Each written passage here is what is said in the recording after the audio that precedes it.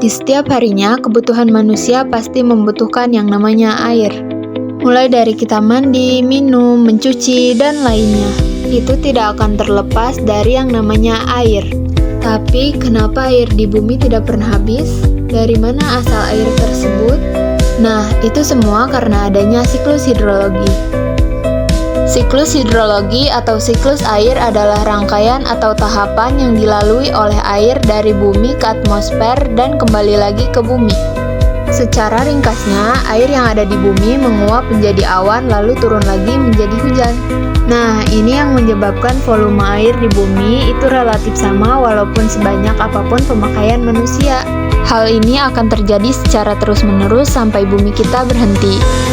Siklus hidrologi ini dibagi menjadi 3 jenis. Yang pertama ada siklus air pendek. Nah, siklus ini merupakan siklus yang paling pendek. Nah, jadi di dalam siklus ini air laut akan mengalami evaporasi atau penguapan. Evaporasi di sini adalah proses penguapan air dari laut, danau, sungai, atau permukaan air yang lainnya yang ada di bumi. Nah, kunci utama dari evaporasi ini adalah panas matahari. Kemudian uap air tadi akan mengalami kondensasi dan berubah menjadi awan. Nah, apa itu kondensasi? Kondensasi ini adalah berubah wujudnya uap air menjadi titik-titik air hingga akhirnya terbentuk menjadi awan. Setelah menjadi awan, akhirnya terjadi presipitasi atau yang disebut dengan hujan. Yang kedua ada siklus air sedang. Nah, kalau di siklus air sedang ini, hujan tidak akan terjadi di laut tetapi terjadinya di darat. Pada awalnya sama, air akan mengalami evaporasi, kondensasi menjadi awan dan akhirnya turun hujan. Nah, jadi ketika sudah mengalami kondensasi, awan bisa juga mengalami adveksi. Adveksi ini adalah bergeraknya awan menuju tempat lain dengan bantuan angin. Nah, karena adanya adveksi ini, awan bisa menurunkan hujannya di daratan, sehingga timbul lagi yang namanya runoff. Runoff ini adalah bergeraknya air di daratan dari tempat yang tinggi ke tempat yang rendah.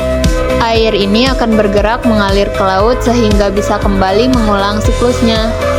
Air yang jatuh di darat tidak selalu menjadi runoff, tapi bisa juga mengalami infiltrasi.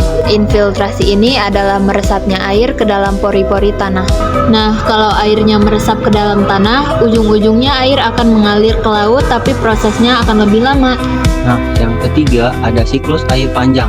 Siklus ini merupakan siklus air yang paling panjang prosesnya. Nah, awalnya sama, air akan mengalami evaporasi dan kondensasi. Tapi kali ini hujannya bukan hujan biasa, melainkan hujan es. Nah, ini karena awan yang ada di atmosfer bergerak ke tempat yang lebih relatif dingin atau kondisi suhu udara di atmosfer itu sedang rendah. Nah, nanti setelah musim semi, baru salju dan esnya mencair, kemudian mengalir ke permukaan bumi, dan akhirnya sampai ke laut untuk mengulangi kembali siklusnya. Nah, inilah pembahasan mengenai siklus hidrologi. Semoga bermanfaat.